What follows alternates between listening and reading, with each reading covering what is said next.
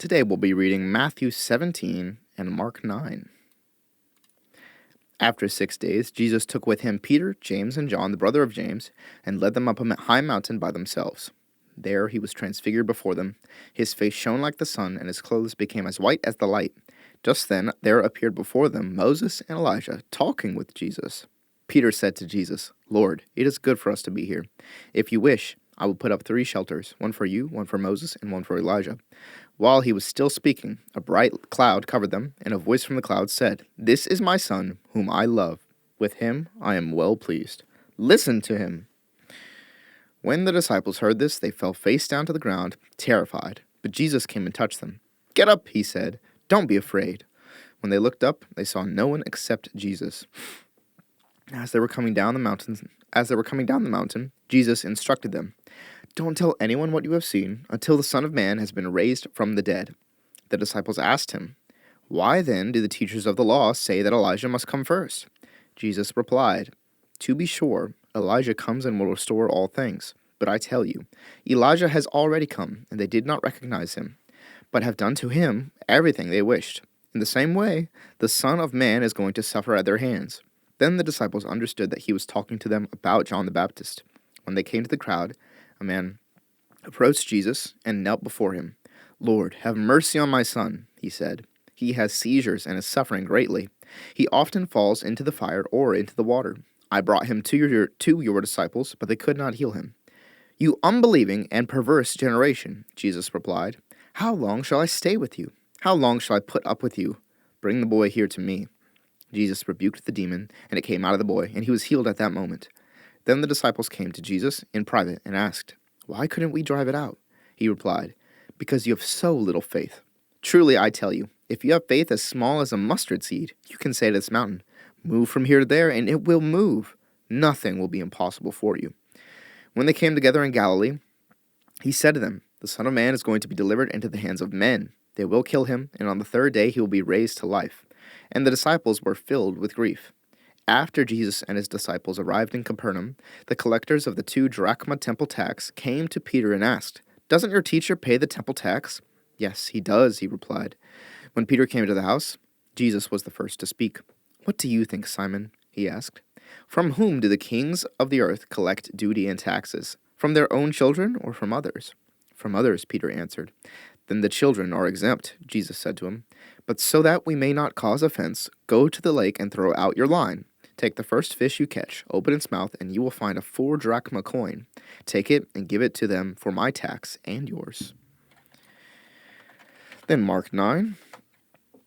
And he said to them, "Truly I tell you, some who are standing here will not taste death before they see the kingdom of God has come with power." After 6 days, Jesus took Peter, James, and John with him and led them up a high mountain where they were all alone. There he was transfigured before them. His clothes became dazzling white, whiter than anyone in the world could bleach them. And there appeared before them Elijah and Moses, who were talking with Jesus. Peter said to Jesus, "Rabbi, it is good for us to be here. Let us put up 3 shelters, one for you, one for Moses, and one for Elijah." He did not know what to say. They were so frightened. Then a cloud appeared and covered them, and a voice came from the cloud. "This is my son, whom I love. Listen to him." Suddenly, when they looked around, they no longer saw anyone with them except Jesus. As they were coming down the mountain, Jesus gave them orders not to tell anyone what they had seen until the Son of Man had risen from the dead. They kept the matter to themselves, discussing what rising from the dead meant. And they asked him, "Why do the teachers of the law say that Elijah must come first?" Jesus replied, "To be sure, Elijah does come first and restores all things. Why then is it written that the Son of Man must suffer much and be rejected? But I tell you, Elijah has come, and they have done to him everything they wished, just as it is written about him." When they came to the other disciples, they saw a large crowd around them, and the teachers of the law arguing with them. As soon as all the people saw Jesus, they were overwhelmed with wonder and ran to greet him. "What are you arguing with them about?" he asked. A man in the crowd answered, "Teacher, I brought you my son who is possessed by a spirit that has robbed him of speech. Whenever it seizes him, it throws him to the ground. He foams at the mouth and gnashes his teeth and becomes rigid. I asked your disciples to drive out the spirit, but they could not." "You unbelieving generation," Jesus replied, "how long shall I stay with you? How long shall I put up with you? Bring the boy to me." So they brought him. When the spirit saw Jesus, it immediately threw the boy into a convulsion. He fell to the ground and rolled around, foaming at the mouth. Jesus asked the boy's father, "How long has he been like this?" "From childhood," he answered. "It has often thrown him into fire or water to kill him. But if you can do anything, take pity on us and help us." "If you can," Jesus said. "Everything is possible for one who believes." Immediately the boy's father exclaimed, "I do believe. Help me overcome my unbelief." When Jesus saw that a crowd was running to the scene, he rebuked the impure spirit. "You deaf and mute spirit," he said, "I command you, come out of him and never enter him again." The spirit shrieked, convulsed him violently, and came out. The boy looked so much like a corpse that many said, "He's dead." But Jesus took him by the hand and lifted him to his feet, and he stood up. After Jesus had gone indoors, his disciples asked him privately, "Why couldn't we drive it out?" He replied, "This kind can come out only by prayer." They left that place and passed through Galilee. Jesus did not want anyone to know where they were, because he was teaching his disciples. He said to them, "The Son of Man is going to be delivered into the hands of men. They will kill him, and after 3 days he will rise." But they did not understand what he meant and were afraid to ask him about it.